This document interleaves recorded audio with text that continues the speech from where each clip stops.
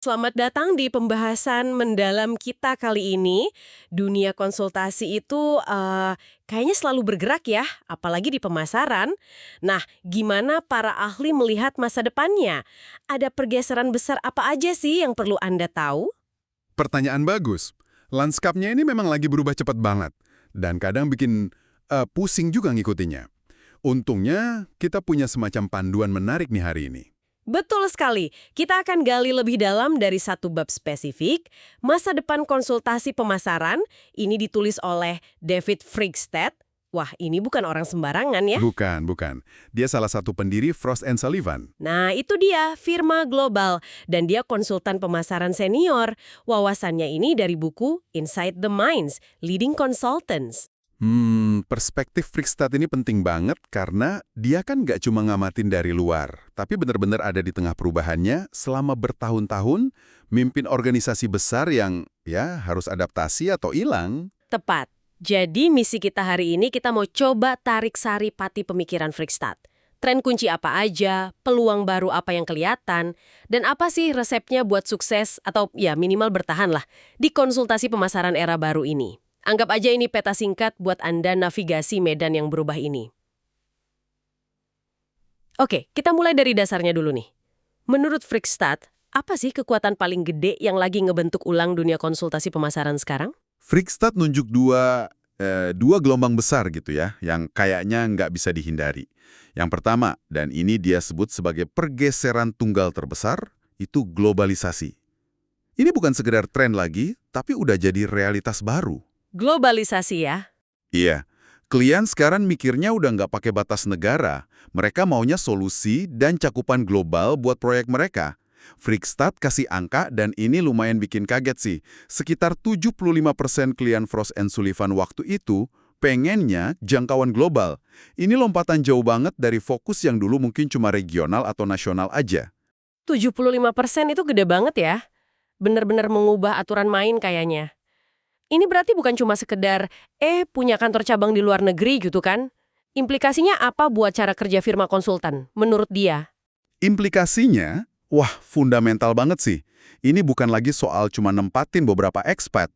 Firma konsultan itu wajib hukumnya buat bangun tim yang benar-benar multibudaya, mulai dari analis sampai partnernya. Multibudaya dalam arti? Ya, orang-orang yang nggak cuma bisa bahasa beda, tapi paham nuansa pasar lokal, etika bisnisnya gimana, perilaku konsumen di sana, lanskap kompetitor yang beda-beda banget di seluruh dunia. Friedstedt kasih contoh nyata dari firmanya sendiri. Kurang dari separuh staf Frost & Sullivan waktu itu lahir di Amerika. Ini bukan kebetulan, tapi adaptasi strategis. Oke. Ini ngubah cara rekrutmen, manajemen talenta, kolaborasi tim, bahkan struktur internal. Perlu ada proses, ada platform yang bikin insight dari Tokyo, Sao Paulo, London itu bisa ngalir, bisa nyambung gitu. Jadi bukan cuma soal kelihatan beragam, tapi emang soal kemampuan bikin solusi global yang beneran relevan ya? Nah, selain globalisasi, kekuatan besar kedua apa yang disebut Friedstedt? Yang kedua itu internet. Friedstedt ngelihatnya kayak, pedang bermata dua gitu. Di satu sisi, internet ini anugerah banget. Revolusioner buat cara firma ngelola pengetahuan, knowledge management lah istilahnya. Coba bayangin, jadi gampang banget kan bagi-bagi studi kasus, data riset terbaru, temuan proyek, metodologi terbaik ke seluruh dunia, instan. Ini ningkatin efisiensi, konsistensi, kualitas layanan jadi naik drastis. Tim di Singapura bisa belajar dari proyek di Jerman dalam hitungan menit, bukan minggu lagi. Itu sisi positifnya, jelas banget. Tapi tadi Anda bilang pedang bermata dua. Sisi lainnya apa nih yang jadi perhatian Friedstedt? Nah, sisi lainnya ini resiko strategis, terutama buat firma-firma konsultan raksasa yang mungkin udah mapan, udah nyaman gitu ya. Karena informasi jadi bebas banget, akses lewat internet ini bikin Anda sebagai klien potensial bisa window shopping jauh lebih gampang. Maksudnya gimana tuh? Anda bisa nemuin firma-firma, butik atau niche yang punya keahlian super spesifik di bidang tertentu. Misalnya AI buat retail atau strategi masuk pasar farmasi di Asia Tenggara. Cuma modal beberapa klik. Anda nggak otomatis lagi harus ke nama besar yang nawarin segalanya. Menarik nih. Berarti internet ini bisa jadi malah mendorong fragmentasi industri ya. Padahal di saat yang sama klien minta solusi global yang terintegrasi. Kayak ada tarik-menarik gitu ya. Tepat sekali. Frickstead ngelihat ada potensi nyata buat fragmentasi industri konsultasi pemasaran. Bakal muncul lebih banyak pemain kecil yang fokus banget, lincah, dan mungkin lebih murah di area keahlian mereka. Karena kelihatan di online, mereka bisa langsung saingan rebut proyek spesifik dari raksasa industri. Wah, tantangan buat yang besar ya. Iya, ini tantangan serius buat model bisnis firma besar yang andalin skala sama nama besar. Gimana mereka pertahanin nilai tambah unik kalau keahlian spesifik bisa dicari di tempat lain, mungkin lebih cepat dan murah? Ini pertanyaan strategis yang harus dijawab. Oke, jadi kita punya landscape yang makin global, makin terkoneksi digital, tapi juga ada potensi pecah jadi lebih kecil-kecil. Nah, gimana pergeseran besar ini menurut Frickstead mengubah apa yang sebenarnya dibutuhkan dan diinginkan klien dari konsultan pemasaran mereka? Kebutuhan klien ini berevolusi cukup signifikan. Sebagai respons dari kompleksitas tadi, Frickstead mengidentifikasi adanya frustrasi yang makin gede di klien soal informasi yang terfragmentasi. Coba Anda bayangkan jadi manajer pemasaran, dapat data pangsa pasar dari firma A, analisis medsos dari platform B, laporan tren teknologi dari konsultan C, data sales internal dari sistem D, ramalan ekonomi makro dari bank E, riset konsumen dari agensi F. Waduh, kayak nyusun puzzle raksasa tapi nggak tahu gambarnya apa, terus potongan-potongannya dari kotak beda-beda. Pasti capek dan nggak efektif ya. Persis. Klien itu kebanjiran data mentah, tapi miskin insight terpadu yang bisa dijalanin. Mereka nggak punya waktu, nggak punya sumber daya, atau kadang nggak punya keahlian internal buat nyatuin semua potongan info ini jadi satu gambaran strategis yang nyambung. Mereka butuhnya sintesis, bukan cuma tumpukan laporan. Lalu tren apa yang muncul buat ngatasin frustrasi klien ini? Industrinya didorong ke arah mana jadinya? Nah, sebagai respons langsung, muncul tren kuat banget ke arah pendekatan terintegrasi. Klien makin nuntut bukan cuma berharap lagi supaya firma konsultan bisa menggabungkan berbagai jenis informasi ini. Bukan cuma nyajiin data pasar X sama data teknologi Y sendiri-sendiri. Tapi nunjukin gimana tren teknologi Y ini bakal ngaruh ke pasar X, terus implikasinya apa buat strategi kompetitif klien, lengkap sama rekomendasi aksi yang jelas.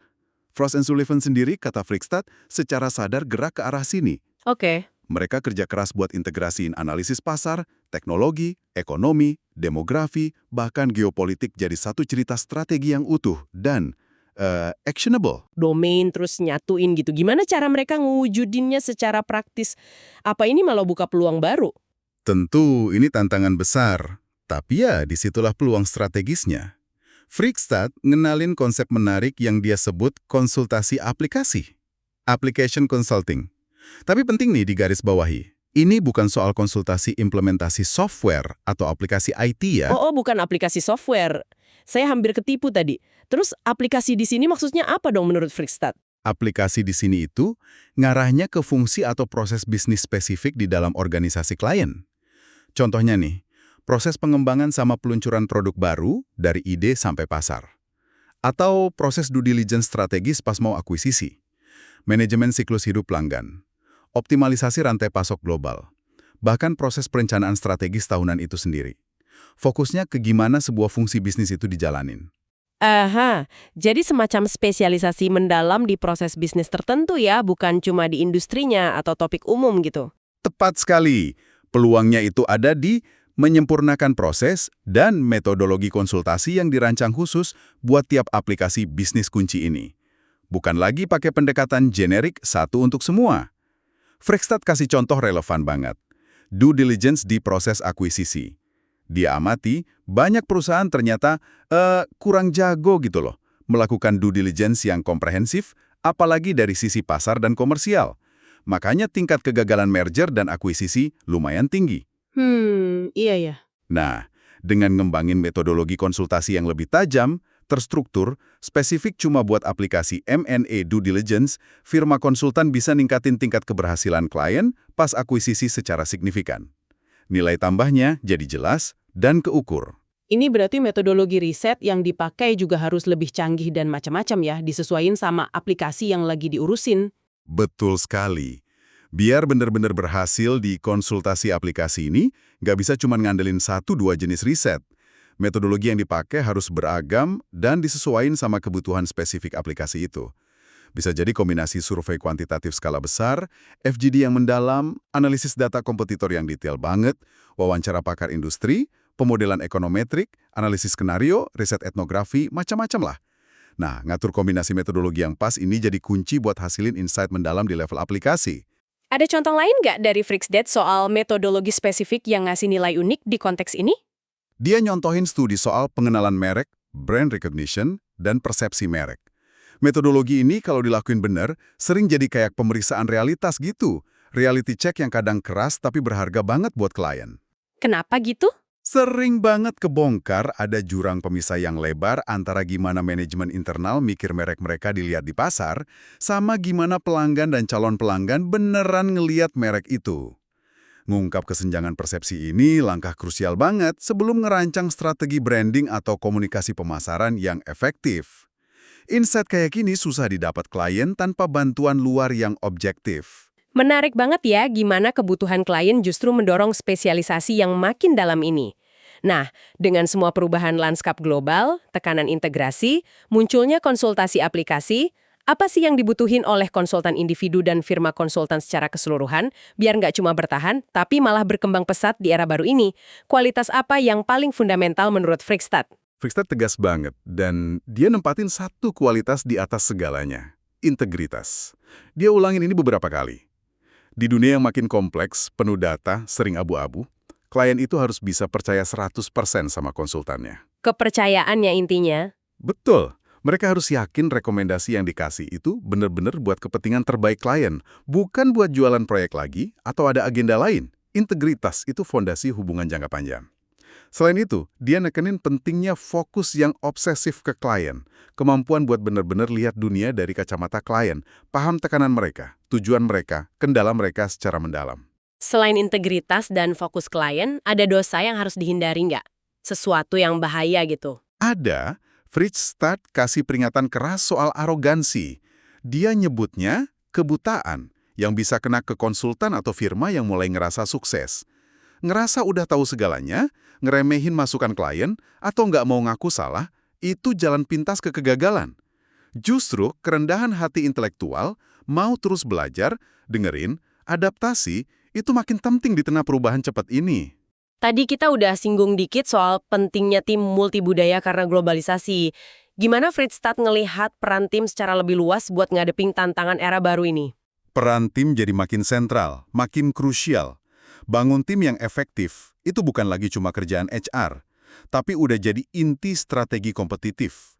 Frikstat nyorot beberapa ciri tim idaman ke depan. Pertama, tim harus punya passion, semangat tulus gitu sama kerjaannya. Kedua, tim harus lintas fungsi dan multidisiplin. Masalah klien jarang bisa selesai cuma sama ahli pemasaran. Sering butuh kolaborasi sama ahli teknologi, keuangan, operasi, bahkan antropologi. Wah, kompleks ya. Iya. Ketiga, tentu aja tim harus lintas budaya buat jawab tantangan global. Nah, kombinasi latar belakang, perspektif, sama keahlian yang beragam inilah yang jadi mesin inovasi buat mecahin masalah klien yang makin rumit. Apakah ini berarti tim zaman dulu cenderung kurang beragam atau beda pendekatannya? Secara nggak langsung, iya. Frikstat ngegambarin kontras sama masa lalu di mana tim mungkin lebih homogen ya, dari latar belakang pendidikan, pengalaman, atau bahkan budayanya. Sekarang, keberagaman itu bukan cuma isu kesetaraan, tapi keharusan strategis buat hasilin solusi yang lebih kaya dan relevan. Menariknya lagi, Frikstat malah bilang kalau sedikit friksi kreatif atau beda pendapat yang dikelola baik di tim itu bisa jadi positif banget. Oh iya, kok bisa? Itu bisa mencegah groupthink, pemikiran kelompok yang seragam, dan malah micu ide-ide terobosan yang mungkin gak bakal lahir di tim yang terlalu akur. Oke. Nah, ngebangun tim global yang beragam, ngurusin proyek kompleks di seluruh dunia, ini kedengerannya bisnis yang penuh risiko ya.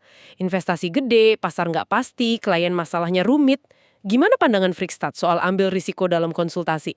Dia punya pandangan yang sangat pro risiko, tapi yang terukur ya. Buat dia, pengambilan risiko itu esensial, bukan pilihan. Kalau firma mau tumbuh, inovasi, dan tetap relevan di depan perubahan, ngindarin risiko itu sama aja milih diam di tempat dan pelan-pelan jadi nggak relevan. Sampai sejauh apa dia berani ambil risiko? Dia bahkan kasih contoh angka yang, wah berani banget. Frost and Sullivan di masanya secara sadar ngalokasiin sekitar 75% dari investasi mereka ke area-area yang dianggap berisiko tinggi. Ini bukan angka main-main loh. 75% di area risiko tinggi, itu kedengeran ekstrim sih. Apa motivasinya? Apa murni ngejar untung gede? Nah, di sini nih nuansanya.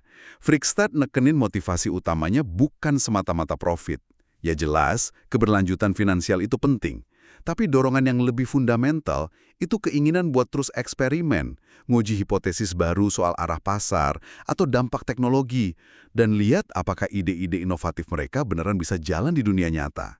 Ada semacam kepuasan intelektual dan dorongan jadi pionir gitu yang bikin mereka berani ambil risiko itu. Uang mungkin hasilnya, tapi bukan pendorong utamanya. Ini nunjukin budaya ngehargain pembelajaran dan inovasi, meskipun kadang gagal. Perspektif yang menarik soal risiko. Sekarang, kita geser sedikit ke realitas operasional, mungkin sisi yang kurang kinclong dari profesi ini. Gimana saran Frickstad buat ngadepin masa-masa sulit, misalnya pas ekonomi lagi lesu atau resesi? Apa yang perlu dilakuin konsultan dan firma? Frickstad realistis banget soal siklus ekonomi. Dia amati kalau masa sulit datang, perspektif klien itu otomatis bakal geser jadi pendek banget. Fokus utamanya, ya bertahan hidup. Ngamanin cash flow, pertahanin pelanggan kunci, potong biaya. Proyek-proyek strategis jangka panjang mungkin ditunda dulu. Jadi konsultan nggak bisa maksa agenda jangka panjangnya gitu ya, harus ikutin irama klien. Tentu, fleksibilitas jadi kunci. Konsultan harus nyesuaiin fokus sama penawarannya. Pertama, fokus ke kebutuhan paling mendesak klien saat itu. Bisa jadi, bantu mereka cari peluang potong biaya yang pintar, bukan asal pangkas, nemuin kantong-kantong pelanggan atau pasar baru yang masih ada potensi, atau bantu restrukturisasi operasi biar lebih ramping. Relevansi langsung jadi prioritas. Oke, ada lagi? Kedua, dari sisi internal firma, mungkin perlu ada penyesuaian di struktur kompensasi. Misalnya, nurunin gaji pokok sementara, tapi gedilin insentif yang nyambung langsung ke suksesnya proyek atau dapat klien baru. Ini buat jaga kesehatan finansial firma sambil tetap motivasi tim. Ada langkah proaktif lain nggak yang bisa diambil firma konsultan di masa sulit? Ada. Frickstad nyaranin langkah proaktif ketiga. Bimbing klien secara aktif pakai perkiraan pasar, market forecast yang spesifik banget buat sektor industri mereka, bahkan subsektornya. Tujuannya bantu klien kalibrasi ulang ekspektasi bisnis sama strategi mereka lebih awal, sebelum dampak ekonomi lesu beneran kerasa. Jangan cuma ngandelin data ekonomi makro umum, tapi kasih insight mikro yang relevan sama bisnis inti klien.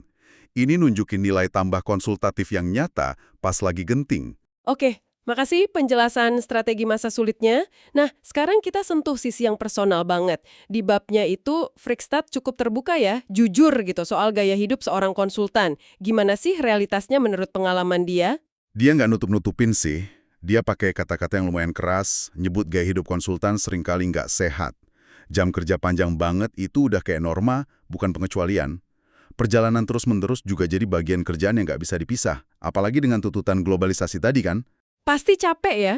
Iya, ngelola klien di zona waktu beda, ngejar deadline proyek yang ketat, semuanya bikin intensitasnya tinggi banget. Dia kasih contoh pribadi nggak buat gambarin intensitas ini? Ada, dia cerita pengalaman pribadi yang lumayan nganggabarin sih. Dia pernah harus nginep di hotel yang sama selama 70 hari berturut-turut demi nyelesain satu proyek klien yang penting dan kompleks banget. Ya, tentu ini bukan pengalaman harian semua konsultan ya, tapi ini ngasih gambaran soal tingkat dedikasi dan pengorbanan personal yang kadang dituntut profesi ini. Wow, 70 hari. Itu gambaran kuat banget ya intensitasnya. Ini jelas nunjukin tantangan gede buat jaga keseimbangan kerja sama kehidupan pribadi. Work-life balance ya kan? Tepat sekali. Pengalaman ekstrim kayak gitu ngegarisbawahi betapa pentingnya, tapi sekaligus susahnya, nyampe keseimbangan kerja hidup yang sehat di karir konsultasi. Frickstad sendiri kayaknya sadar soal ini, dan nekenin pentingnya jaga perspektif yang lebih besar soal apa yang beneran penting dalam hidup di luar kerjaan. Dia bahkan ngutip pepatah lama yang kena banget. Waktu seorang pebisnis diranjang kematiannya, dia nggak pernah bilang, coba dulu saya lebih banyak waktu di kantor. Ini pengingat kuat sih, buat konsultan atau siapa aja yang kejebak tuntutan kerja tinggi, buat nggak lupa sama prioritas hidup yang sebenarnya. Pengingat yang penting banget. Jadi, setelah kita gali semua insight dari David Frickstad ini, dari dampak globalisasi dan internet, evolusi kebutuhan klien ke arah integrasi dan konsultasi aplikasi, ciri kunci konsultan dan tim sukses kayak integritas dan keberagaman, pentingnya ambil risiko terukur, sampai realitas gaya hidup yang menantang. Apa implikasi utamanya nih buat Anda, pendengar kami, baik Anda pengguna jasa konsultan, calon konsultan, atau sekedar pengamat tren bisnis dan pemasaran? Kalau kita tarik benang merahnya, ya, lanskap konsultasi pemasaran ini lagi ngalamin perubahan fundamental banget. Jadi, makin global jangkauannya, nuntut solusi yang terintegrasi secara menyeluruh, makin spesifik berdasarkan aplikasi atau fungsi bisnis klien, dan sangat bergantung sama kemampuan buat ngubah data jadi insight strategis yang bisa dijalanin. Era nasihat umum atau laporan satu dimensi aja kayaknya udah lewat. Dan kunci buat berhasil di lanskap baru ini, baik buat firma maupun individu konsultan, menurut inti pandangan Frickstad tadi apa? Kunci suksesnya ada di kombinasi beberapa elemen penting. Pertama, jaga integritas sebagai mata uang utama. Kedua, punya fokus laser ke klien dan perspektif mereka. Ketiga, kemampuan bangun dan kelola tim yang benar-benar beragam, lintas fungsi, multidisiplin, multibudaya. Keempat, berani ambil resiko yang diperhitungkan demi inovasi dan belajar. Intinya, peran konsultan geser dari sekedar pemberi saran jadi mitra strategis yang kasih solusi terukur, bisa diimplementasiin, dan relevan banget sama konteks unik serta tujuan spesifik bisnis klien. Nilai tambahnya harus jelas dan nyata. Nah, sebagai penutup diskusi kita yang kaya ini, ada satu pemikiran terakhir yang menarik dari Frickstad yang mungkin bisa Anda bawa pulang buat direnungkan lagi.